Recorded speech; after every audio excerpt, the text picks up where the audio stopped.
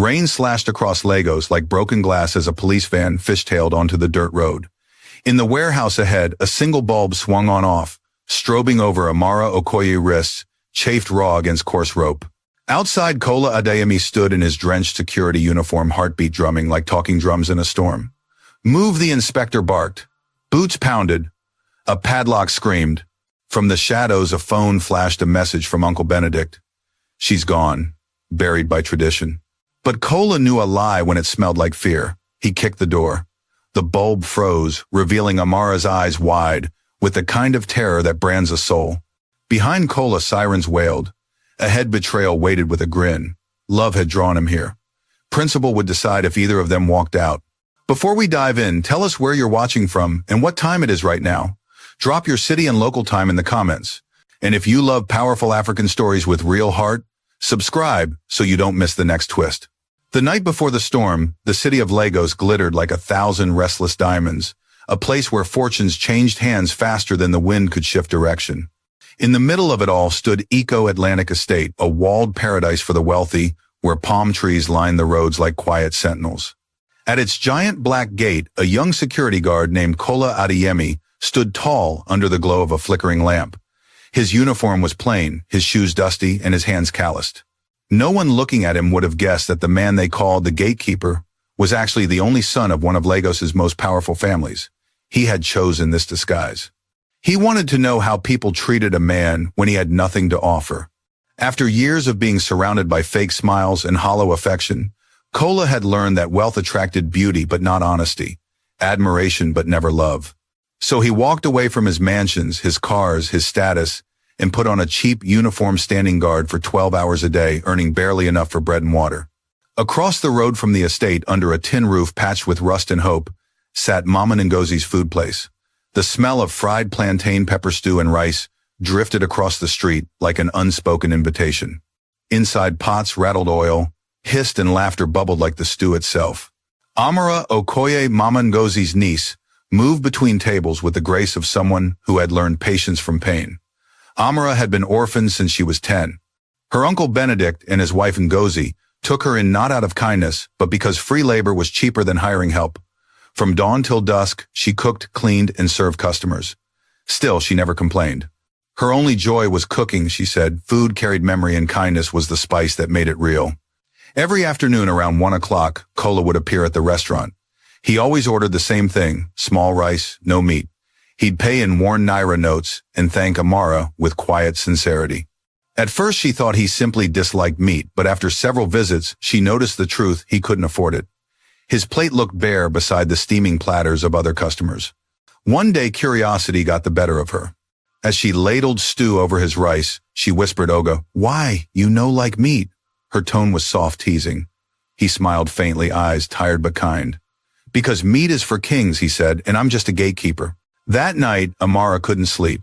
She lay awake listening to the rain tapping the roof, thinking about that young man who stood all day in the heat, who never complained, never begged. She knew what it felt like to be invisible, to work hard, and still be looked down upon. The next afternoon when Kola returned, Amara added a small piece of meat to his plate. She did it quickly before Mama Ngozi could see. When she placed the dish before him, she leaned close and said, "Don't tell anyone." Kola looked up in surprise. For a moment their eyes met, and something shifted in the air between them. Unspoken gratitude, quiet warmth. He took a bite, and for the first time in years, something as simple as food felt sacred. It became a silent ritual. Every day Amara slipped an extra piece of meat onto his plate, and every day he pretended not to notice until one evening, as she wiped down the tables, he waited outside the shop. The sun was sinking behind the city skyline, painting the sky orange and gold. When she stepped out, he cleared his throat nervously. "I just wanted to say, thank you," he said. She laughed lightly. "It's only meat." He shook his head. "It's not just meat. It's kindness. That's something people forget how to serve." For a moment, neither spoke. Then she said playfully, "Well, you can repay me when you become a rich gatekeeper." He laughed, though her words hit deeper than she could imagine. If only she knew. That night, he walked back to his tiny rented room, rain starting to fall. He felt a warmth he hadn't felt in years, not from the food, but from being seen for the first time since he'd left his old life behind. The next day, as Amara slipped another piece of meat into his meal, her cousin Chioma walked in. Chioma, her aunt's only daughter, was used to fine clothes, flashy wigs, and easy attention. Her eyes immediately narrowed. "Who's that food for?" she demanded. Amara froze, then said softly, "For the gatekeeper." Chioma gasped theatrically. "That poor man, you're giving him free meat. Are you in love with a security guard, please?" "Chioma," Amara whispered, "don't tell Auntie." Chioma smirked. "You think I'll keep quiet while you waste our meat on a broke man? Watch and see." Before Amara could stop her, Chioma stormed out, shouting for her mother. Moments later, Mama Ngozi marched in her face, red with fury. "What is this nonsense I'm hearing?" she roared. "You're stealing my meat to feed that gatekeeper." Amara tried to explain, but before she could finish, the slap landed sharp, humiliating. "You useless girl," her aunt yelled. "I feed you and you use my food to feed a man poorer than you." Mama Ngozi grabbed the plate and dragged Amara toward the door. Outside, the sky had darkened again. Thunder grumbled like a warning. They crossed the road and marched to the estate gate. Other workers turned to watch. Kola looked up from the logbook just in time to see Amara being pulled by the arm. "Madam, what's wrong?" he asked, stepping forward. Mama Ngozi flung the plate at his feet. Rice and stew splattered across his shoes. "You are what's wrong," she spat. "Didn't I warn you people not to mess with my niece? Poor man trying to drag her down to your level." Kola clenched his jaw, but said nothing. Amara's eyes filled with tears. "Madam, I didn't ask her for anything," he said quietly. "Liar," Mama Ngozi shouted. "If I ever see you near her again, I'll make sure you both end up behind bars." She yanked Amara away, leaving Kola standing there drenched and humiliated. But beneath his calm surface, something burned a quiet fury at how cruelty always wore the mask of righteousness. That night, Amara lay on the kitchen floor, her cheeks still stinging. Upstairs, Chioma giggled with her mother about teaching the poor girl a lesson. But Amara wasn't thinking about them. She was thinking about Kola, the look in his eyes when he told her not to cry. And though she didn't know it yet, that moment, the night of humiliation of rice scattered at the feet of a hidden billionaire, was the spark that would ignite a fire no lie, no cruelty could ever put out. Lagos woke up under a sky the color of burnt smoke, restless and thick with gossip. The entire block around Eco Atlantic was talking about the girl who gave free meat to a gatekeeper. Some laughed, some sneered, others pitied her. But inside Mama Ngozi's restaurant, the air was colder than the Harmattan breeze. Pots clanged, spoons hit bowls. Every sound carried tension. Amara worked silently, her eyes swollen from crying through the night. She wanted to disappear, but she couldn't. Her aunt's voice carried from the front of the shop. "If you break even one plate, I'll deduct it from your next pay, though I should fire you already." "Yes, Auntie," she whispered, stirring the stew. Her cousin Chioma sat near the counter, scrolling her phone, grinning. She had recorded a short video the day before Amara being dragged through the street, Mama Ngozi shouting, Kola standing helpless. Now the clip was trending on TikTok Lagos with the caption, "Poor gatekeeper versus rich girls meet true love or free lunch." The comments stung more than the slap. "Nah, this kind of girl way fall moo-moo for broke guy. That man better go guard sense instead of gate. She pity him today, tomorrow he go beggar for rent." Each line was a knife twisting deeper. At the estate gate, Kola pretended not to hear the workers whisper. They mocked quietly as they passed. "Gatekeeper Don turn lover boy," one joked. "Hope, madam, no sack you for romance duty," another teased. Kola forced a smile, nodding politely. But inside he was boiling not with shame, but with helplessness. The disguise he had chosen now became a prison. He wanted to tell them all that he could buy the estate they were guarding 100 times over, but that would defeat the purpose of his mission to find love unblinded by gold. That afternoon, Amara arrived at the restaurant late. Her aunt glared. "You think you can keep customers waiting because of your little love story? I'm sorry, Auntie," she murmured. "Sorry doesn't cook rice," the woman snapped. "Go clean table 3. Amara obeyed.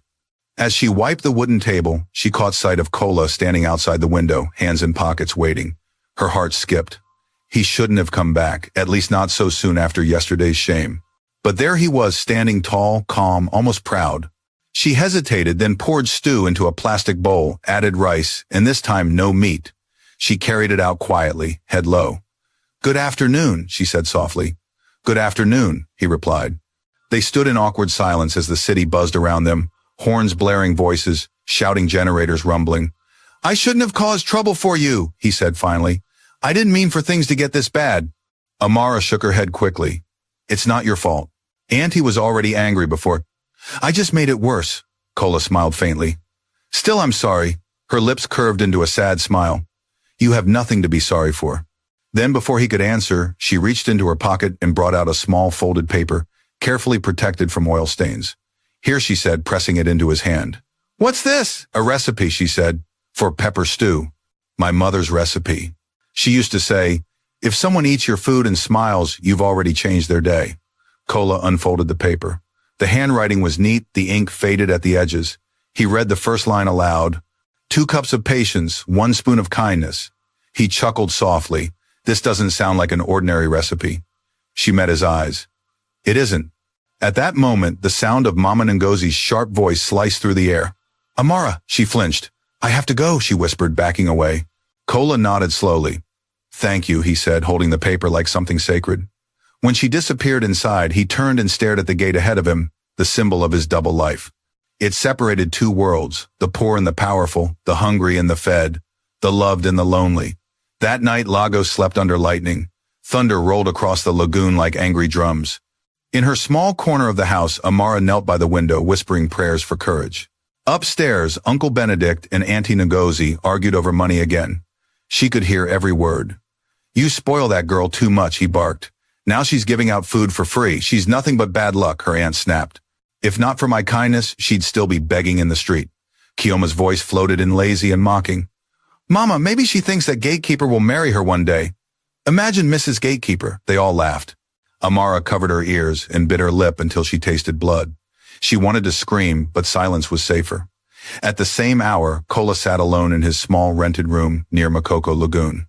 The sound of rain leaked through the tin roof. He unfolded the recipe again, tracing Amara's handwriting with his thumb. The words blurred in the candlelight.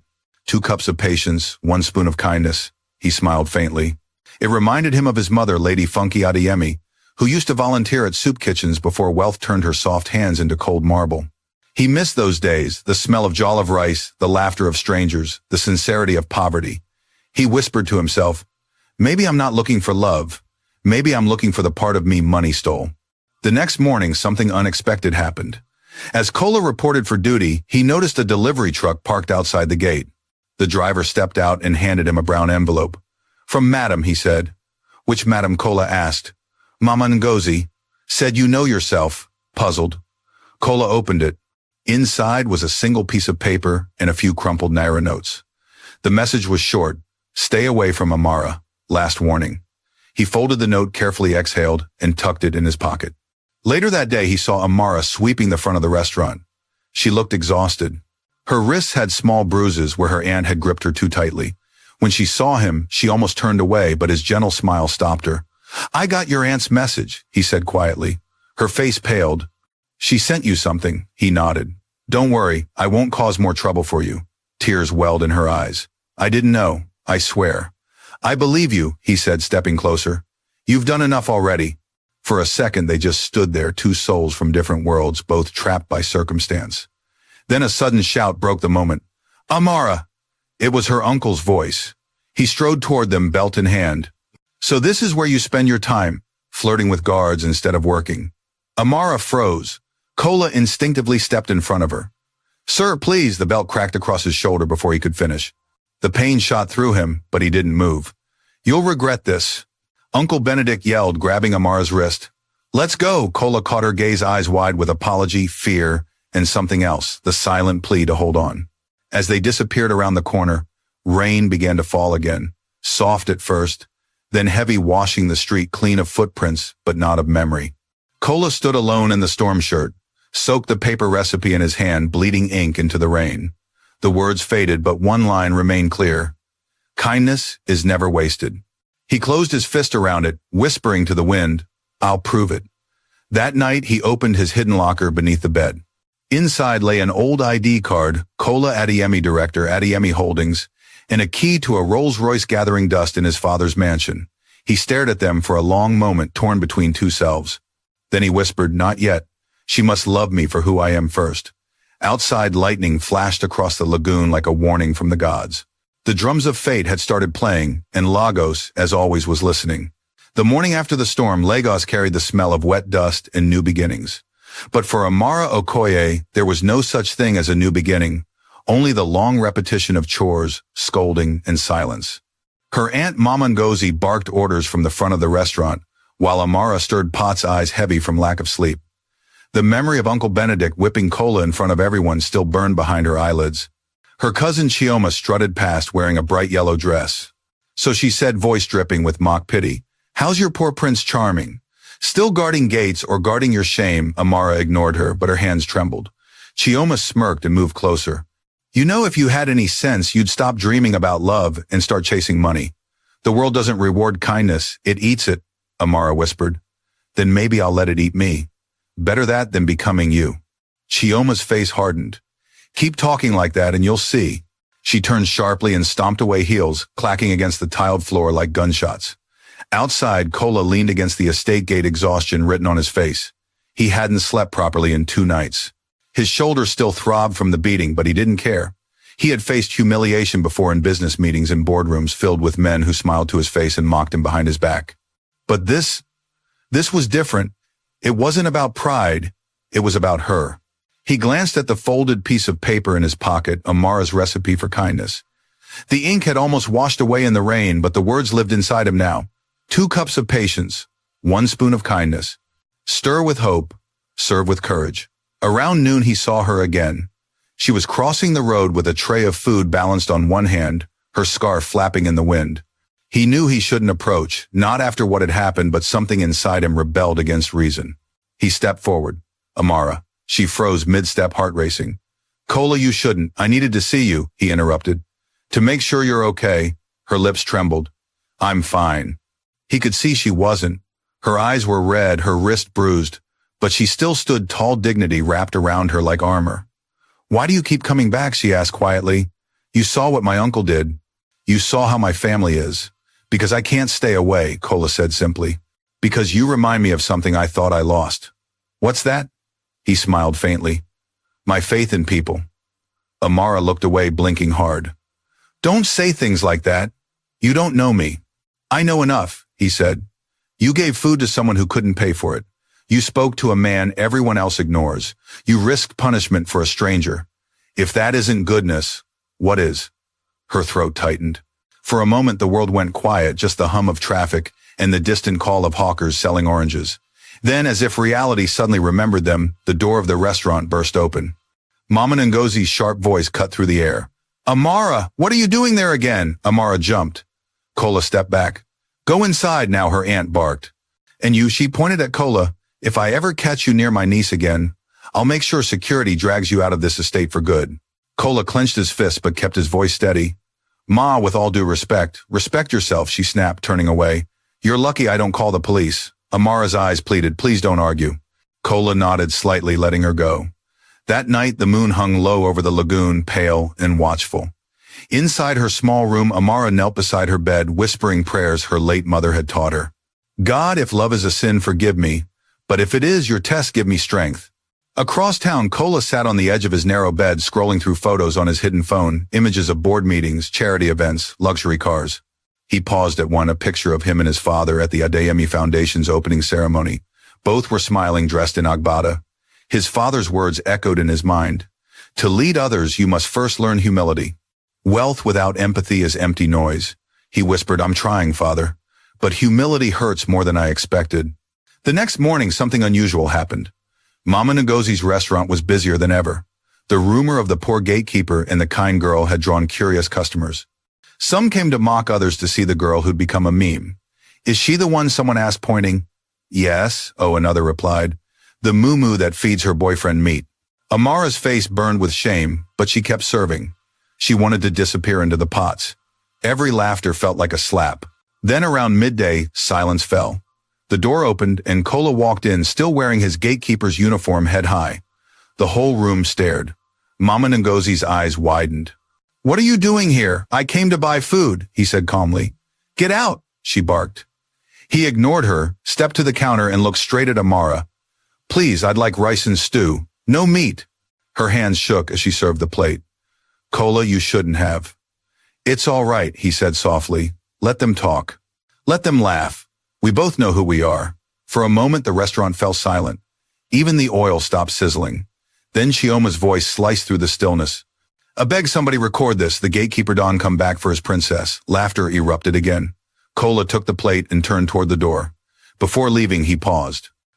"Madam," he said, addressing Mama Ngozi, "you run a fine place. You should treat your workers better. Kindness doesn't reduce profit." Then he walked out calm as a man who carried a secret the world couldn't touch. Amara stood frozen, tears threatening. She didn't know whether to feel proud or terrified. Her aunt's glare was deadly. "You see what you've caused again? I didn't ask him to come," she cried. "Enough," her aunt shouted. "From today, you don't step outside unless I say so. You hear me, yes, Auntie?" That night, the street outside the restaurant grew quiet. Lagos never truly sleeps, but there are hours when even the noise hesitates. In those hours, Kola waited at the back alley behind the estate, the same spot where the talking drums of fate had first whispered between them. He waited, unsure if she'd come. Minutes crawled by. Then footsteps. Amara appeared, clutching a shawl around her shoulders. Her face lit up faintly when she saw him. "You're crazy," she whispered. "If my uncle sees me, then we'll both get in trouble," he said, smiling. She shook her head, half in fear, half in disbelief. "Why risk it? Because you did first," he said simply. The moon slipped from behind a cloud, spilling silver light over them. For a moment, neither spoke. Then Amara exhaled shakily. "They'll never let us be together. My uncle, he'll kill me if he finds out I'm here." Kola took a slow breath. "Then maybe we should stop hiding." Her eyes widened. "What do you mean?" He hesitated. He wanted to tell her everything, that he wasn't really poor, that he had the power to buy her freedom with a single call. But he stopped himself. Not yet. Not until she loved him, not the billionaire behind him. "Just trust me," he said. "No matter what happens, I won't let them hurt you again." Amara looked at him for a long time, as if searching his soul for truth. Then she nodded slowly. "I believe you." The wind picked up, carrying the faint rhythm of talking drums from somewhere distant, like a promise carved in sound. And for the first time in a long while, both of them smiled.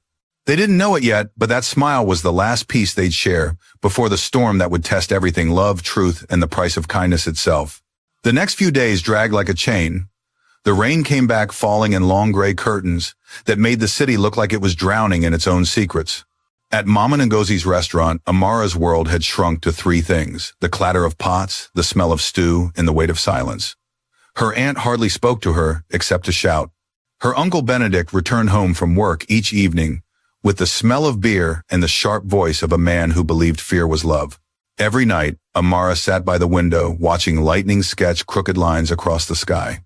She thought of Kola, his calm eyes, his quiet laughter, his words that made her heart tremble. She hadn't seen him in 3 days. He hadn't come to the restaurant. She wondered if he had finally given up, if the shame had been too much. But what she didn't know was that across the road behind the iron gates of Eco Atlantic Estate, Kola was fighting his own battle. His uniform was soaked, his heart restless. He kept hearing his father's voice in his mind. "Kola, humility is not weakness. It is strength under control." But what was the use of humility when it let good people suffer? That evening, as he ended his shift, he walked to a small wooden bench behind the guardhouse, the same bench where Amara had once met him in secret. He sat there staring at the recipe she'd written him. It was damp now, edges torn, but one line still clear. "Serve with courage," he whispered. "Maybe that's what I'm missing." Then he pulled out his phone, the one no one knew about, the one connected to a name that could change everything: Kola Adeyemi, CEO Adeyemi Holdings. He hesitated for a long moment, thumb hovering over the screen before locking it again. "Not yet," he muttered. "Not until she's safe." Meanwhile, back at the restaurant, Amara's hands moved automatically, stirring stew, as if her body remembered how to live even when her spirit didn't.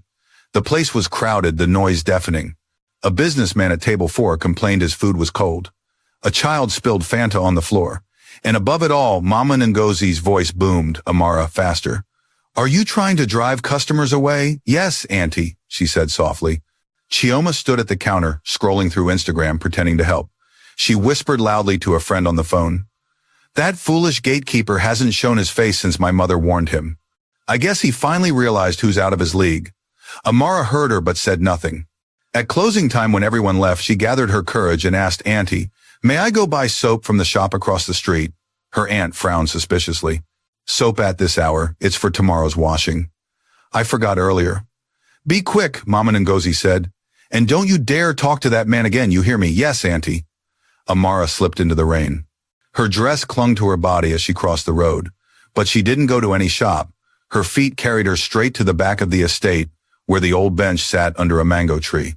And there, just as the thunder rolled, she saw him. Kola stood with his back to her, looking out at the shimmering city lights beyond the wall. She hesitated, then called softly, "Kola." He turned, eyes widening in surprise before softening into relief. "Amara," he breathed. "You came. I couldn't stay away," she said. "I was afraid something had happened to you." He smiled faintly. "Nothing I can't handle." For a long moment, they just stood there, the rain whispering around them. Then she stepped closer. "Kola, can I ask you something? Anything? Why are you like this?" He blinked. "Like what's so calm, so patient? Even when they insulted you, even when my uncle hit you, you didn't fight back." Any other man would have shouted, pushed back, done something. He looked away, because fighting doesn't always prove strength. Sometimes the hardest thing to do is stay silent when pride wants to scream. She stared at him. "You talk like someone who's seen more than this street." He chuckled softly. "Maybe I have." The wind shifted, carrying the smell of wet earth and fried plantain from a nearby stall. Amara shivered. Kola noticed and took off his jacket, placing it over her shoulders. "You'll catch cold," he said. She held the jacket close, eyes glistening. "You always do that. What care for others even when you're the one who needs help?" He smiled, and for a second the world seemed to hold its breath. "Amara," he said quietly, "I need to tell you something." She looked up, heart pounding. "What is it?" He hesitated. The words, "I'm not who you think I am," sat on his tongue, heavy as truth. But before he could speak, his phone buzzed. It was a text from his landlord. "You have 3 days to pay or move out." His shoulders stiffened. She noticed immediately. "What's wrong?" he sighed. "It's nothing. Just rent issues." Her face fell. "You might be evicted." He nodded slowly. "Maybe. But I'll figure something out." Amara bit her lip. "I wish I could help." He smiled gently. "You already have." But she wasn't satisfied. The thought of him sleeping on the street clawed at her. That night, as she lay awake on her mat, her mind churned. Her uncle always kept cash in a small drawer in his room, money from his beer sales. He would never notice if a few notes went missing. She told herself it was only a loan. She'd pay it back somehow. Her hands shook as she crept down the hallway. The house was quiet except for the rhythmic snoring of her aunt. Candlelight flickered through the curtains. The wooden drawer squeaked as she opened it. Inside lay bundles of naira wrapped with rubber bands. Her breath caught. She took a few notes, just enough for rent, and pressed them under her wrapper. Then she tiptoed out, heart thudding. The next morning she slipped away early and hurried to the estate gate. The streets glowed gold under the first light of dawn. Kola was already there, adjusting his uniform. When he saw her, surprise flickered across his face. "Amara, you're here so early." "I had to see you," she said breathlessly. She looked around to make sure no one was watching, then pulled the money from her wrapper. "Here," she whispered. He frowned. "What's this? For your rent?" she said. "Please take it before your landlord throws you out." He stared at the cash, then at her. "Where did you get this?" She hesitated. "From my uncle's drawer." Kola's expression changed instantly. Disbelief, then disappointment. "You stole it." Her voice cracked. "I only borrowed it. I'll put it back." "I couldn't watch you suffer." Kola gently pushed the money back toward her. "Amara, no." "Why?" she pleaded. "It's just money." He shook his head slowly. "No, it's more than that. If you steal for love, it stops being love. It becomes debt." Tears welled in her eyes. "I was trying to help you." He reached for her hand. "I know, but not like this. Please return it before anyone finds out." Her shoulders trembled. "They'll kill me if they do." "Then we'll pray they don't," he said softly. "But your peace is worth more than my rent." She looked at him for a long, aching moment. "You're too good for this world, Kola Adeyemi," she whispered. He froze at the sound of his full name, but before he could ask how she knew, she added, "You act like someone who doesn't belong here. But maybe that's why I trust you." Then she turned and ran. Later that day, the world came crashing down. When she returned home, Uncle Benedict was waiting in the sitting room, belt in hand, eyes blazing. "Amara?" Her knees weakened. "Yes, Uncle, I left money on my table last night. This morning it's gone." "You want to explain?" Her mouth went dry. I don't know." The slap came hard. "Liar." He grabbed her arm, searched her pockets, and when he found the crumpled notes, his fury exploded. "You thief, I should never have kept you here." Aunt Ngozi appeared in the doorway, pretending shock but hiding satisfaction. "You see, I told you that girl will bring disgrace." Uncle Benedict lifted his belt again. "You're too young for love, yet you steal for a man. I'll fix you." The belt lashed her back once, twice, until her knees gave way. Through tears, she cried, "I only wanted to help." "Silence," he roared. "You'll marry Chief Emma next week." Let him deal with your stubbornness, she gasped. No, please, but Mercy was not in that house. As she lay on the cold floor that night, pain searing through her body, the words Kola had spoken echoed in her mind. Your peace is worth more than my rent. She clutched her chest, whispering through sobs. Then what is my peace worth now? Outside, the rain began again, pounding against the roof like fists from heaven. And somewhere beyond the estate wall, Kola stood in the downpour, fists clenched, vowing, I will not let her face this alone. The rain didn't stop for 3 days. It fell like punishment, flooding the streets of Lagos until gutters overflowed, and market women lifted their baskets onto tables to keep them dry. To most, it was just another storm. But to Kola Adeyemi, it felt like an omen, as if heaven itself was warning him that time was running out. He hadn't seen Amara since that morning at the gate. Every hour that passed twisted like a knife in his chest.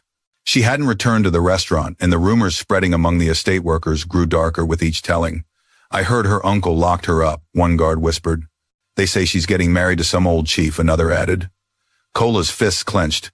Chief Emma, he muttered, remembering the name he'd overheard before. The man was notorious, a businessman with too much money and too little conscience, known for marrying girls young enough to be his daughters. That evening, Kola couldn't sit still. The rain had slowed to a drizzle, and the air smelled of wet earth and fear. He waited until his shift ended, then slipped out of the estate through the back path that led to the old neighborhood where Amara's family lived. The road was quiet except for the croaking of frogs and the hiss of distant generators. When he reached the house, the windows were dark. He circled to the back, careful not to make noise, and found the small window of the storage room where Amara used to sleep. He tapped the metal bars lightly. Amara, he whispered. For a moment, there was only silence. Then from inside, a weak voice answered. Who's there? It's me, he said, heart pounding. The window creaked open just an inch, and a pale face appeared. Amara's eyes were swollen, her lip cut. She looked exhausted, like someone who had cried every tear she owned. Kola, she breathed, disbelief and relief mixing in her voice. You came. He swallowed hard. Of course I came. I couldn't find you for days. They locked me in, she whispered. They said I disgraced the family. I'm not allowed out until the wedding. The wedding, his chest tightened. When tomorrow? Her voice cracked on the word, tomorrow morning. Kola's mind raced. Tomorrow, that meant tonight was his only chance. You can't marry that man, he said fiercely. You don't love him. She laughed bitterly. You think love matters to them. To my uncle, I'm just a debt to be paid. He gripped the window bars, his knuckles white. Then I'll pay it myself. Whatever he's owed, I'll handle it. Amara shook her head. You can't. He doesn't want money. He wants control. He'd rather sell me than admit he's wrong. Kola's heart pounded. He looked around as if expecting an answer to appear from the darkness. Then we'll run, he said suddenly. You and me. Right now. Her eyes widened. Run where anywhere. I have enough saved to get us out of Lagos. I'll protect you. She smiled sadly. You can't even protect yourself. My uncle would send the police after us, and you'd lose your job. Kola's jaw tightened. If only she knew who I really was.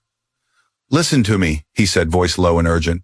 You told me once that kindness isn't wasted. Let me prove that. I won't let you marry a man who'll break you. Tears spilled down her cheeks. Kola, you don't understand. If I try to leave, he'll kill me. I heard him say it. For a moment, neither spoke. The rain dripped steadily from the roof. Somewhere in the distance, a baby cried. Then Kola leaned closer to the bars. Amara, he said quietly, I need you to trust me. Tomorrow morning before the ceremony, I'll come for you. She stared at him. How? You have no power. No one will listen to a gatekeeper. He smiled faintly, something unreadable in his eyes. Maybe it's time they did. Amara wanted to believe him. God, she wanted to. But her heart was too tired to hope. Please don't do anything foolish, she whispered. If something happens to you because of me, nothing will happen, he said softly. I promise. He reached through the bars and took her trembling hands. Close your eyes. She obeyed. He squeezed her fingers. Whatever happens tomorrow, remember this moment. Remember that someone in this world sees you, truly sees you, and will never let go. Her tears fell silently as thunder rumbled above. I trust you, she whispered. He released her hands gently. Get some rest. Tomorrow, everything changes. As he walked away through the rain, Kola's mind was already made up. The disguise, the lies, the charade, it had served its purpose. But tonight, it would end. He reached his tiny rented room and pulled out the metal box hidden under the floorboard. Inside were the remnants of his real life, His identification card, a gold wristwatch engraved with the Adeyemi family crest, and a set of keys to a luxury car that had been collecting dust for months. He touched the crest, tracing the lion's head engraved above his name. The motto beneath it glimmered faintly in the lamplight, strength with mercy. He whispered, "Father, forgive me, but mercy alone won't save her." Then he reached for his phone and made a call he hadn't made in months. "Hello, Chief Tunde Adeyemi speaking," came the familiar deep voice on the other end. Kola exhaled. "Father, it's me." There was a long pause. "Kola, my son, where have you been hiding?" "Working," he said. "Learning." A short laugh echoed through the line. "Still pretending to be poor?" "Not anymore," Kola said quietly. "Tomorrow I need your help. I'm bringing someone home, the woman I'm going to marry."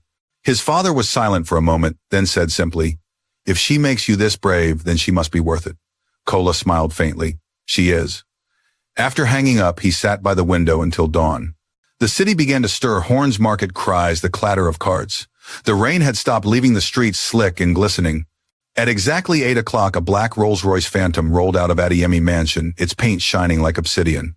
Inside sat Kola, no longer in his faded uniform, but in a deep blue agbada embroidered with silver threads. The gold watch on his wrist caught the morning light as he gripped the steering wheel. He wasn't driving to guard a gate today, he was driving to break one. As he turned onto Amara's street, people stopped to stare. Hawkers paused, mid-shout. Taxis slowed and children ran after the car, yelling, "Big man, Don land!" When the car stopped outside the Okoye compound, Uncle Benedict sat in a plastic chair under an umbrella, sipping tea and humming to himself. He froze when he saw the car door open. From it stepped a man who looked nothing like the poor gatekeeper he had mocked, tall, composed, wearing confidence like armor. "Kola Adeyemi," he said, voice steady. "I've come for Amara." Uncle Benedict blinked, confused. You must be mistaken." Kola's smile didn't reach his eyes. "No mistake. I'm here to ask for her hand." Laughter burst from the veranda. Mama Ngozi stepped out, wiping her hands on her wrapper. "You, the gatekeeper. What kind of joke is this?" Kola turned slightly, and before he could answer, the sound of sirens filled the street. A convoy of black SUVs pulled up, and from one stepped Inspector Balogun, the Lagos police commissioner himself, Kola's godfather. He saluted. "Good morning, Mr. Adeyemi. Everything arranged as you requested." The entire compound went silent. Uncle Benedict's teacup fell from his hand and shattered on the ground. Kola looked at him calmly. "Now let's talk about Amara." Uncle Benedict stammered. You're not a gatekeeper." "No," Kola said evenly. "I'm the man your greed tried to humiliate, the man your niece loves, and the man who will make sure she's free before this day ends." The older man's mouth opened and closed soundlessly. The neighbors gathered around, whispering. Kola turned to the inspector. "Search the house." "Yes, sir." As officers fanned out, Kola's gaze swept the compound, every muscle tense. Somewhere behind those walls, he knew she was waiting, bruised but unbroken. And as thunder rumbled again in the distance, he whispered to himself, "Hold on, Amara. The time for mercy is over." The sudden arrival of the police convoy threw the entire street into chaos. Neighbors peered from their windows, whispering behind curtains. Market women abandoned their stalls just to watch. Lagos had seen plenty of scandals, but this uniformed officers saluting a man once known as the poor gatekeeper was the kind of story that would live in gossip for weeks. Uncle Benedict Okoye stood frozen, the color draining from his face. He stuttered, "Oh, officers, what's happening? We haven't done anything." Inspector Balogun ignored him, raising his voice for the officers. "Search every room, find the girl." Within seconds, policemen spread through the compound, boots thudding against the tiled floor. Doors were kicked open, cabinets flung wide, drawers searched. The air smelled of fear and wet dust. Mama Ngozi stumbled forward, her voice trembling between defiance and panic. "You can't come here like this." "This is private property," Kola turned to her, calm but commanding. "Madam, private property doesn't cover crimes." "Where's Amara?" Mama Ngozi's eyes darted away. I don't know what you're talking about." "Then perhaps the inspector can help you remember." The woman flinched as two officers stepped closer. "Wait," she blurted. "Please don't hurt me." She's inside her room." "Which one?" "The back room near the kitchen." Kola didn't wait for permission. He sprinted past the officers, the hem of his blue agbada brushing the puddles on the floor. The corridor was dark, narrow, smelling faintly of smoke. At the end stood a wooden door sealed with a metal chain. He kicked it once. The lock didn't budge. He kicked again. This time the hinges cracked and the door burst open. Inside, Amara sat on the floor, her wrists tied, her face pale and streaked with tears. She blinked at the sudden light. For a second, she thought she was dreaming. "Cola," she whispered, disbelief trembling in her voice. He dropped to his knees beside her, cutting the ropes with his pocket knife. "It's me," he said, voice breaking. "You're safe now." She stared up at him, eyes wide. "But your clothes, your car," he smiled faintly, brushing a strand of hair from her face. "I told you I'd come for you. I just didn't tell you who I really was." Before she could reply, the sound of shouting echoed from the front yard. "Sir," an officer called. "We've found Chief Emma's men outside the compound. They claim they came for the bride." Cola's jaw tightened. "Keep them there," he ordered. "No one leaves." He helped Amara to her feet. She staggered, weak but determined. "You shouldn't have come," she murmured. "They'll turn on you next." He shook his head. "They can try." When they stepped back into the courtyard, all eyes turned toward them. The sight silenced the crowd, Cola standing tall in his royal agbada, holding Amara's hand like a man shielding something sacred. Uncle Benedict dropped to his knees immediately. "My son, please forgive me," he begged, voice shaking. "I didn't know who you were. I swear if I had known." "That's exactly the problem," Cola interrupted quietly. "You only respect people when you know what they're worth in money. But you never stop to think of what they might be worth in kindness." The man bowed his head, trembling. "Please, sir. I was desperate." Cola's gaze hardened. "You were cruel. There's a difference." Mama Ngozi rushed forward, kneeling beside her husband. "Forgive us. We thought you were poor. We didn't mean any harm. You locked your own niece in a room," Cola said. "You planned to sell her like property. You call that no harm?" Tears rolled down the woman's cheeks. "Please, don't send us to prison. We'll do anything." Inspector Balagun stepped forward, his face cold. "Mr. Adeyemi, what are your orders?" Cola turned to him. "Take them in. Let the law decide." "No!" Mama Ngozi screamed as two officers grabbed her arms. Uncle Benedict tried to stand, but another officer pushed him down. As they were led away, Uncle Benedict turned desperation in his eyes. "Cola, please, you have everything now." "Let us go." Cola's voice was quiet, almost gentle. "You had everything too, a home, a family, her trust. And you threw it away. This isn't about me. It's about justice." The officers dragged them out, their cries echoing through the street. Amara stood trembling beside him, unsure whether to cry or collapse. "They're gone," she whispered. "For now," he said softly. "But it's not over. You'll stay with me and my family until the case is done. You're safe there." She blinked at him. "Your family," he smiled faintly. "My real family. I think it's time you met them."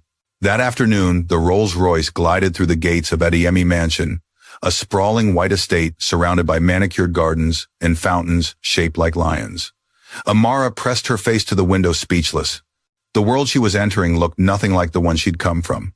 When the car stopped, the doors opened to reveal Chief Tunde Adeyemi, a tall, regal man in white agbada, and beside him, Lady Funky Adeyemi, elegant in gold lace. "Welcome home, my son," the chief said warmly. "And this must be the young lady who made you disappear for months." Amara bowed nervously. "Good afternoon, sir."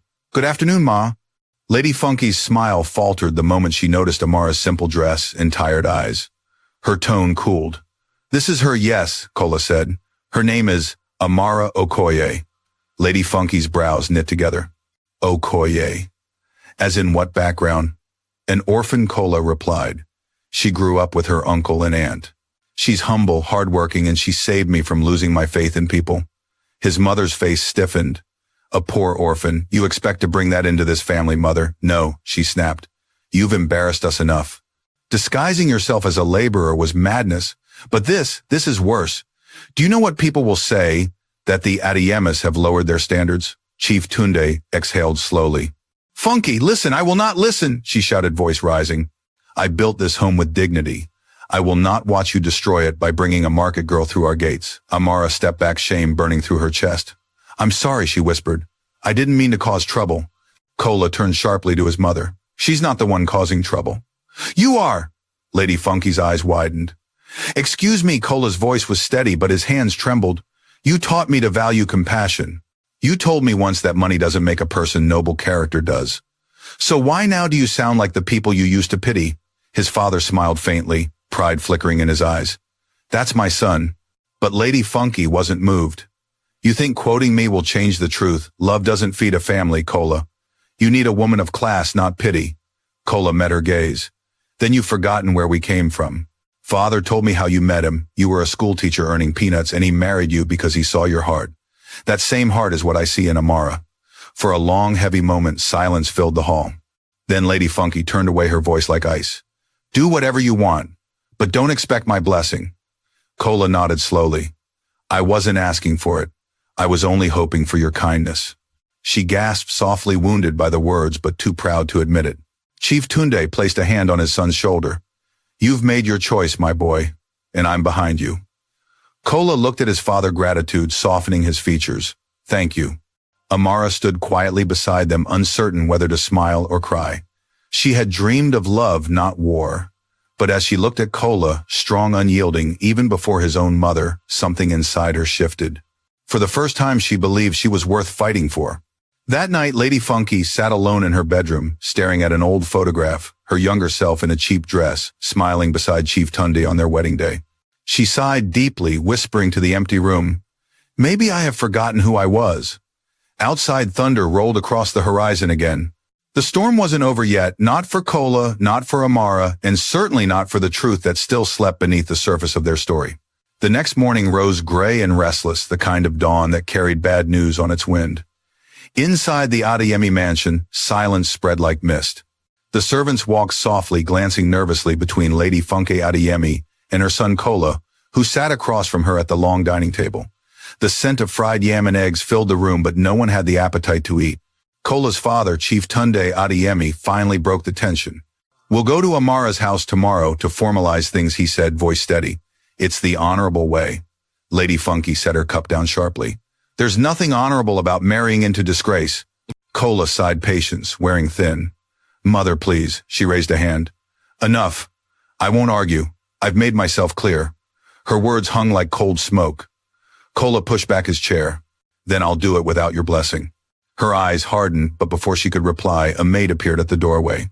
Sir, she said timidly, a visitor is asking for you. She says it's urgent. Cola frowned. Who is it? She said. Her name is Chioma Okoye. The room went still. Chioma, Amara's cousin. What could she possibly want? Send her in, Chief Tunde said after a moment. A few seconds later, Chioma stepped into the dining room, her once proud face pale and anxious. She clutched her bag as if holding herself together. Her eyes darted between Cola and his parents. Good morning, she murmured. Cola's voice was calm but wary. What are you doing here, Chioma? She took a shaky breath. I came to warn you, Lady Funke frowned. Warn him about what? Chioma's voice broke. My parents, they're lying. Amara isn't safe. Cola stood instantly. What do you mean she isn't safe? They're in custody. Chioma shook her head rapidly. They bribed someone last night. They were released. They said they were going to finish what they started. The words hit him like thunder. Where? I don't know, she said, crying now. But before they left, I overheard them talking to Chief Emma. They mentioned a warehouse outside town near the abandoned docks. Please, you have to help her. Cola didn't waste another second. He turned to Inspector Balogun, who had been stationed outside since the previous day. Get your men, he said, voice steel. Now. Within minutes, the black convoy roared out of the mansion, sirens slicing through the morning air. Cola sat in the front seat, fists clenched, his mind a storm. Chief Tunde rode beside him, silent but grim. You were right to hide who you are, his father said quietly. Now use who you are to save her. The road to the docks was long, cutting through the industrial side of Lagos, where rusted ships leaned like forgotten ghosts. Rain clouds gathered overhead again, heavy and mean. As they approached the warehouse district, Inspector Balogun signaled for silence. We move carefully, he ordered his men. No shooting unless necessary. Cola stepped out the wet ground, sucking at his shoes. In the distance, he saw a faint light flickering inside one of the old buildings. A sound, muffled, desperate, drifted through the rain. He froze. That's her, he whispered. The inspector gestured. Two officers moved to the sides, while another kicked open the door. The hinges screamed as the team stormed in, flashlights slicing through the darkness. What they found stopped them cold. Amara sat tied to a chair, her hair-matted lips, cracked eyes, half closed from exhaustion. Beside her stood two men with machetes, startled by the sudden intrusion. Police, drop your weapons, the men panicked. One swung wildly. An officer dodged and tackled him. The other tried to run but didn't make it far before another officer's gun cracked a warning shot. Cola rushed forward, cutting through the chaos. Amara, her head lifted weakly. When she saw him, her eyes widened in disbelief. "Kola!" He dropped to his knees, untying her hands. "It's over," he whispered. "You're safe now." She fell against his chest, sobbing. "I thought you wouldn't come." "I promised I would," he murmured, holding her tightly. Outside, rain pounded the corrugated roof, drowning out the sounds of the city. But inside the warehouse, justice was unfolding fast. The captured kidnappers were handcuffed and dragged out. One of them, trembling, began to talk. "Please, sir, don't shoot. It wasn't our idea. Her uncle paid us." Kola's eyes narrowed. "Where is he?" "He left this morning," the man stammered, "with his wife and daughter. They're trying to escape by bus to Onitsha." Inspector Balogun barked into his radio. "All units alert the terminals. Block every road out of Lagos." Amara clung to Kola's arm, shivering. "He won't stop," she whispered. "He'll keep coming." Kola cupped her face gently. "Then he'll find out what happens when you chase evil into the light." The officers escorted them outside. The moment Amara felt the rain on her skin, she began to cry harder, not from fear, but from relief. The storm was washing away everything her soul had carried for too long. They drove straight to the police station. The kidnappers were interrogated one by one, and their confessions spilled like floodwater. They spoke of payments, threats, and one horrifying truth: Benedict and Ngozi had ordered them not just to keep Amara hidden, but to make sure she never came back. When Kola heard this, something inside him snapped. "They wanted her dead," he said, his voice low, trembling with restrained rage. "Yes," the inspector confirmed grimly, "and they will pay for it." That night, the police spread out across Lagos in search of the fugitives. Roadblocks went up at every exit, bus stations were checked, and the entire city seemed to hold its breath. By dawn, they found them. The family had reached the Mile 2 bus terminal, trying to blend into the crowd. But even in disguise, fear betrayed them. An officer spotted Benedict's nervous glance, and within minutes, the station was surrounded. "Freeze!" the officer shouted. "Hands where I can see them." Benedict tried to run, pushing people aside, but he slipped on the wet pavement and crashed to the ground. Ngozi screamed. Chioma, clutching a small bag, dropped it and raised her hands. "Please, I didn't know. I didn't do anything." The officers didn't care. They cuffed all three and shoved them toward the waiting van. As the sirens wailed, the crowd began to murmur, some spitting, others shaking their heads. "Wicked people," one woman muttered. "Imagine trying to kill your own blood." By the time they reached the police station, the sky was burning orange with sunrise. Kola and Amara were waiting outside, sitting side by side under a large umbrella. When the van pulled up, Benedict's eyes met Kola's. "You did this to me," he shouted. "You ruined my life." Kola stood slowly. "No," he said evenly. "You did that yourself." The officers dragged them inside. Ngozi sobbed, Chioma cried silently, and Benedict's curses faded down the hallway. Amara exhaled shakily. "It's over," she whispered. Kola turned to her. "Not yet, but soon." Later that morning, a doctor treated Amara's wounds. She refused to rest until she saw Kola again. When he finally walked into the room, she smiled weakly. "I told you you're too good for this world," she said. He smiled faintly. "Maybe, but I'm not good enough to lose you." For the first time, she laughed, soft and genuine. It filled the sterile hospital room like sunshine after rain. That night, Lagos slept under a calm sky. In the holding cells, the Okoys awaited trial. In the Adeyemi mansion, Lady Funke sat alone, thinking of the girl her son had nearly lost, and of the pride that almost made her part of the enemy. And in another part of the city, Kola stood by the window of Amara's hospital room, watching the lights reflect on the lagoon. He whispered to himself, "Love isn't weakness. It's the only thing that ever made me strong." Behind him, Amara stirred. "What did you say?" He turned and smiled. "Nothing you don't already know." The courtroom was so still that even the ceiling fan seemed afraid to move. Rows of benches filled with curious Lagosians whispered behind their hands, waiting for the trial to begin. Reporters set up cameras, their flashes, ready to capture every tear and twist of justice. It wasn't just another family case. It was a scandal that had shaken the city. Businessman and wife, accused of kidnapping and attempted murder of niece. At the front, Judge Falana, a tall woman with silver hair and calm eyes, adjusted her glasses. "Bring in the accused." The doors opened with a heavy clang. Benedict Okoye and Ngozi Okoye shuffled, and handcuffed heads bowed. Behind them walked Chioma, trembling, her eyes red from nights without sleep. The crowd hissed under their breath. "Quiet," the bailiff shouted. On the front row, Kola Adeyemi sat in a black suit, expression unreadable. Beside him, Amara Okoye, still pale but stronger now, clasped her hands tightly in her lap. Her heart thudded in her chest as her uncle glanced her way. His eyes were no longer furious. They were hollow, like a man who'd already seen the walls of hell. The prosecutor, Mrs. Ajayi, rose. My lord, the state charges these defendants with conspiracy, attempted murder, illegal confinement, and embezzlement of inheritance. A murmur swept the room. The judge nodded. Proceed. Mrs. Ajayi turned to the jury. This is a story of greed disguised as family. When Amara's parents died in what we once thought was an accident, their brother, this man Benedict, took custody of her and her inheritance. But rather than protect her, he abused her, stole her property, and finally tried to end her life when she found love. She pointed toward the defense table. They called it discipline. We call it evil. Benedict's lawyer, a thin man with slick hair, jumped up. Objection. That's inflammatory, the judge raised a hand. Overruled. Continue. Mrs. Ajayi smiled faintly. Thank you, my lord. We will present evidence, bank statements, property deeds, and witness testimonies that show years of theft and deceit. We will also play a recording from one of the kidnappers confirming who paid them. The defense attorney sneered. And what will you call the girl's relationship with a rich man she hardly knew? Love or convenience? Kola stood abruptly. My lord, if I may, the judge cut him off gently. Mr. Adeyemi, please wait until you are called. He sat, fists clenched, jaw tight.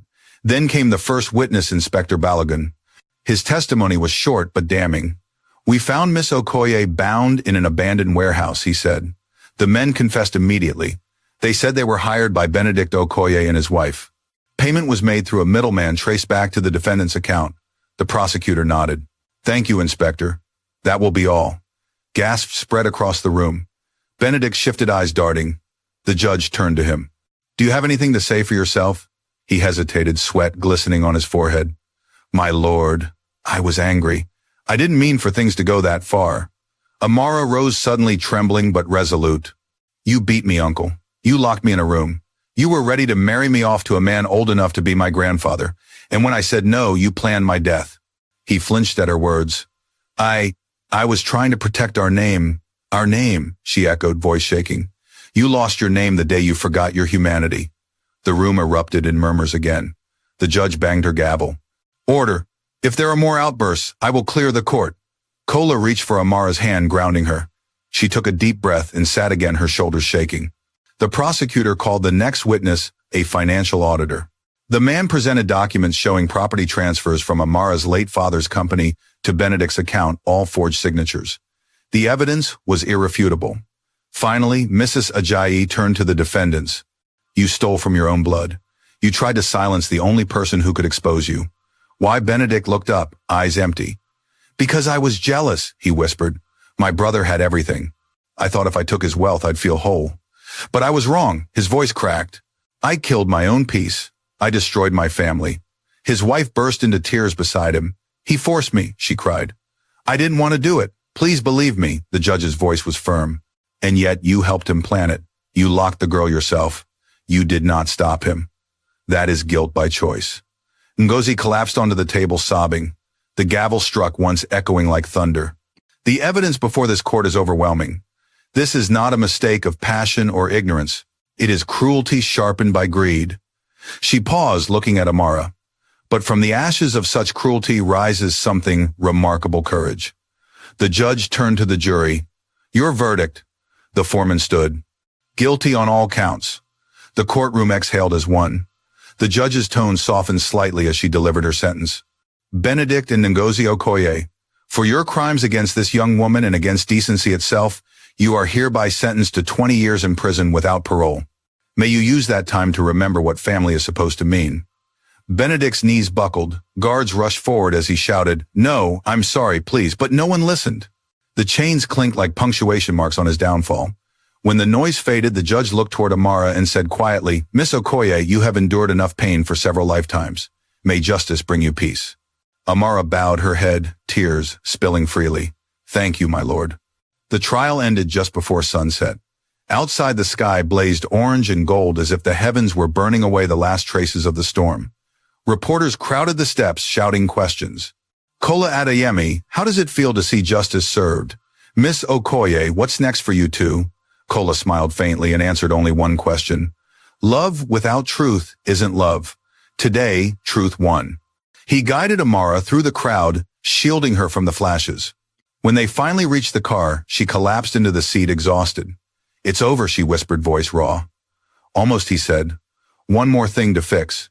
She looked at him confused. What's that, my mother? That night, Lady Funky sat alone in her living room, the television still replaying the court coverage. She turned it off when Cola walked in, Amara following quietly behind him. Lady Funky looked up, her expression unreadable. So it's true. The girl survived. The world knows her name. Yes, Cola said. And she deserves to. Amara bowed respectfully. Good evening, Ma. For a long moment, Lady Funky said nothing. Then she stood slowly, her voice trembling. I watched you on the news, the way you spoke for her, the way you held her hand. I saw the kind of man your father raised. Cola's brow furrowed. Mother. She turned to Amara. I was wrong.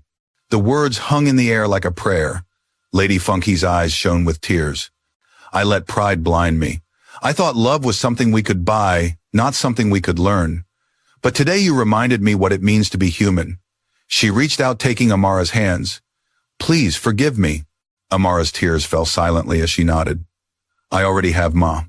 Cola smiled through the ache in his throat. For the first time in months, the house didn't feel like a museum. It felt alive. Lady Funky turned to her son. If she'll still have you after everything this family's done, marry her. With my blessing. Cola exhaled, the weight lifting from his shoulders. Thank you, Mother. Lady Funky managed a trembling smile. Now go. You've both been through enough darkness. It's time to step into the light. Outside, the first stars broke through the clouds. Cola wrapped his arm around Amara as they walked out together, the night soft and forgiving. Neither spoke. They didn't need to. The city around them buzzed with life, but for once Lagos seemed quiet, like the world itself was pausing to let love breathe. The next morning, Lagos awakened under a forgiving sun. The streets that had once echoed with gossip about the poor gatekeeper now buzzed with a different story, the billionaire who chose love over wealth. Newspaper headlines screamed it in bold fonts, Justice for Amara Okoye Greed, Falls Love Rises. But for Cola and Amara, the headlines meant little. They weren't chasing applause, they were chasing peace. Inside the Adeyemi mansion, the atmosphere was lighter than it had been in years. The scent of roasted yam and fresh coffee drifted through the hall. Servants smiled again. Even Lady Funky, once a fortress of pride, hummed softly as she arranged flowers in a vase. Cola stood by the window watching the morning light spill across the compound. Amara joined him, her hair free, her eyes alive again. I can't believe it's over, she said softly. He smiled. It's not over. It's just beginning. Amara laughed lightly. You sound like a movie line, he grinned.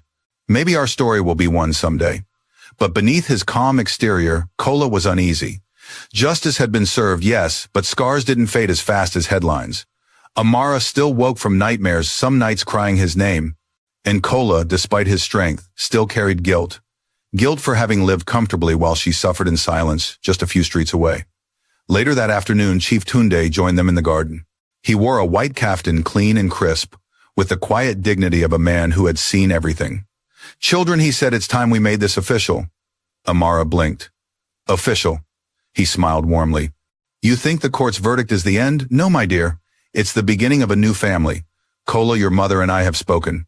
We want to meet with Amara's surviving relatives to formally ask for her hand. Cola hesitated. Her uncle and aunt are in prison. Yes, Chief Tunde said, nodding. But there are elders in her family's hometown. They deserve to bless this union. Amara's eyes filled with tears. Thank you, sir. You've already done so much, Lady Funky interrupted gently from the veranda. We do this properly, Amara. You are not a pity case. You are family now. Amara's voice cracked. Ma! Lady Funky crossed the garden and cupped her cheek. Call me Mama from today. It was a small word, but it broke Amara's last wall of fear. She nodded, crying freely. 3 days later, the Adeyemi's convoy rolled into Nsukka, the quiet eastern town where Amara's parents were buried. The roads were lined with red earth and mango trees, their branches heavy with fruit. Children chased after the cars laughing, while elders watched from verandas, murmuring prayers. The Adeyemi family arrived at the compound of Chief Obinna, Amara's late father's cousin, and one of the family elders. The old man greeted them warmly, his white beard shining in the sun.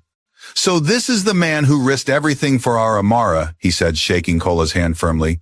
Your story has reached even the radio stations here. The ancestors must be proud. Amara smiled shyly. Thank you, uncle. They sat under the mango tree while palm wine was poured into calabashes. Birds chirped overhead. For a while, the conversation was easy stories about Amara's childhood laughter over her mischievous days helping in the market. But when Chief Obina grew serious, everyone fell quiet. "My daughter," he said softly, turning to Amara, "you've seen pain that could have destroyed you. Yet here you sit alive, graceful, stronger than the ones who wronged you. We are proud." He turned to Kola. "And you, my son, you showed the world that love is not about status. You have my blessing." The family chorus of amen followed. Lady Funky wiped her eyes discreetly. For the first time, she understood what humility truly felt like. After the formal blessings, Amara led Kola to her parents' graves behind the old family house. The air was still the earth cool beneath their feet. 2 headstones stood side by side, simple but well kept, surrounded by wild lilies. She knelt down, brushing dust from the names. "Mama, Papa," she whispered, "you can rest now. Justice has been done." Kola placed a white rose on each grave. "They would be proud of you," he said softly. "I'm proud of you." She looked up, eyes glistening. "You saved me, Kola." He shook his head. "No. You saved me first from a life without purpose." They sat there for a long time, just listening to the wind through the trees. That evening, the Adiemas hosted a small celebration in the village square. Drummers beat rhythms that seemed to shake the stars themselves. Women danced in bright wrappers, men clapped and sang praise songs. Children shouted Amara, Amara, while she laughed and danced barefoot, her spirit lighter than air. Even Lady Funky joined in, clapping to the beat, her gold jewelry glimmering in the firelight. "I haven't danced like this in 20 years, she said breathlessly. Chief Tunde chuckled. "Maybe it's time you remembered how to live again." As night deepened, Kola took Amara's hand and led her to the center of the square. The drums softened. "Amara Okoye," he said, his voice carrying through the crowd. "You've taught me the meaning of strength, of grace, of true love. You showed me that kindness is more valuable than gold." The crowd cheered softly. He knelt. "Will you marry me, not for the headlines, not for the wealth, but for the life we can build together?" Her hand flew to her mouth. Tears fell, but her smile was radiant. "Yes, Kola Adeyemi. 1,000 times yes." The drummers exploded into rhythm again, and the square erupted in joy. Children danced, elders lifted their hands to the sky, and firecrackers painted sparks into the night. From the crowd, Lady Funky wiped her tears again. "He's his father's son after all," she whispered. Chief Tunde smiled. "No, he's his own man now." As the night wore on, Kola and Amara slipped away from the noise and found themselves near the river that bordered the village. The moon hung above the water, casting silver trails across its surface. Amara leaned against his shoulder. "Do you think we'll ever forget all this?" He shook his head gently. "No, but that's a good thing. We shouldn't forget the pain that taught us how to love." She looked at him for a long moment. "You sound like your father," he laughed quietly. "Maybe wisdom is hereditary."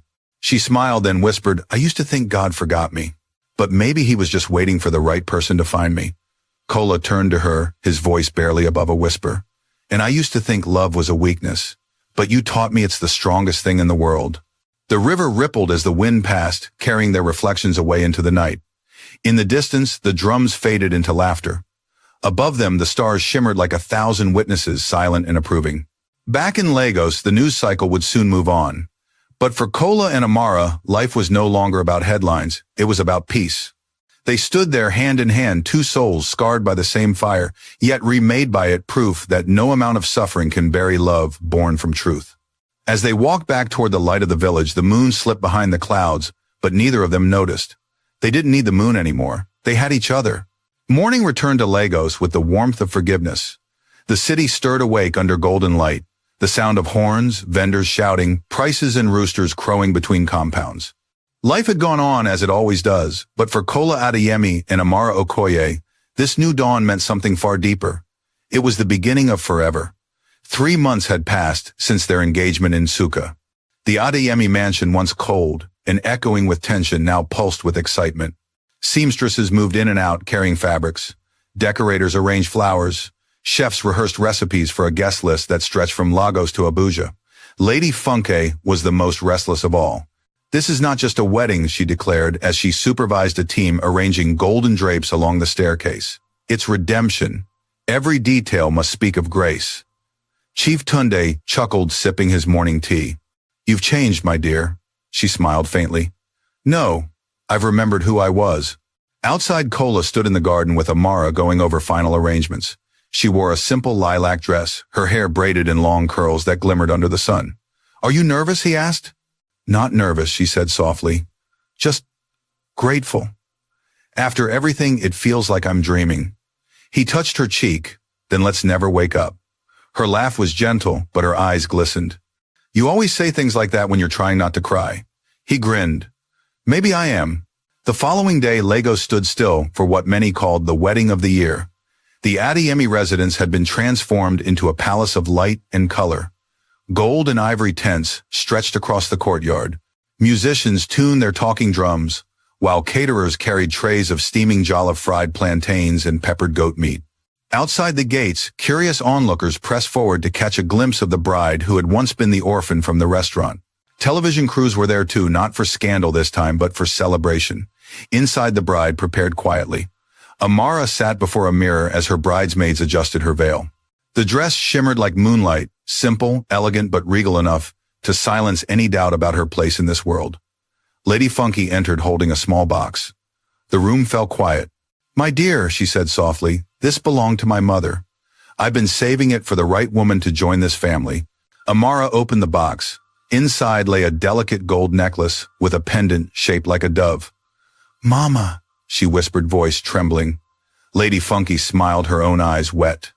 A dove means peace. You brought peace back into this house. Wear it proudly. Amara stood and hugged her, whispering, Thank you, Mama, for everything. Outside, Kola paced near the altar set beneath a massive baobab tree. He wore a perfectly tailored cream suit with silver embroidery. But it wasn't the suit that drew attention, it was the look in his eyes. A man who had faced storms and found common love. Chief Tunde stood beside him, placing a steady hand on his shoulder. You fought battles, I never did, my son. Today you win the only one that matters. Kola smiled. The one for love. When the music changed, the crowd turned. Gasps rippled through the air. There she was, Amara, walking slowly down the aisle, her arm linked with Chief Obina's. Sunlight filtered through the canopy above, casting rays of gold around her like a blessing. The drummers softened the air, thickened with reverence. Kola couldn't breathe. Every step she took was a heartbeat closer to destiny. When she reached him, the priest smiled knowingly. Shall we begin? The ceremony felt timeless, vows spoken through tears, rings exchanged under trembling hands. Do you, Kola Adeyemi, take Amara Okoye to be your lawfully wedded wife? With everything I am, Kola replied, voice breaking. I do. And do you, Amara Okoye, take Kola Adeyemi to be your husband? Her smile glowed through the veil. I do with all my heart. By the power vested in me, the priest declared, I pronounce you husband and wife. You may kiss your bride. The crowd erupted in applause. Talking drums rolled like thunder and ululations filled the air. Kola lifted the veil and kissed her, not with passion born of possession, but with gratitude born of survival. Lady Funky wept openly, clutching Chief Tunde's arm. They did it, she whispered. He smiled, his voice soft. No, they became it. The very meaning of love. The reception that followed stretched late into the evening. Under strings of fairy lights, guests danced, barefoot laughter echoing through the compound. The smell of suya and palm wine mingled with the sound of drums. Even Chioma, once complicit in her parents' cruelty, was there, humbled, redeemed, wearing a simple blue gown. When she approached Amara, she bowed her head. Thank you for inviting me. You didn't have to. Amara took her hands. Forgiveness isn't for the one who wronged you, Chioma. It's for the one who wants peace. Chioma's eyes shimmered. Then I'll spend my life earning it. Later that night, when the last guest had gone and the lanterns flickered low, Kola and Amara slipped away to the garden. The air was cool, filled with the hum of crickets. Amara leaned against him. Do you ever wonder what life would have been if you never left your mansion to become a gatekeeper? He smiled. Then I'd still be rich and completely empty. She looked up at him. So all that suffering was worth it. He nodded. Every bruise, every night I questioned my choices. Because each one led me here to you. They sat in silence for a while, watching fireflies dance above the pond. Finally, Amara whispered, You gave me a home. He took her hand.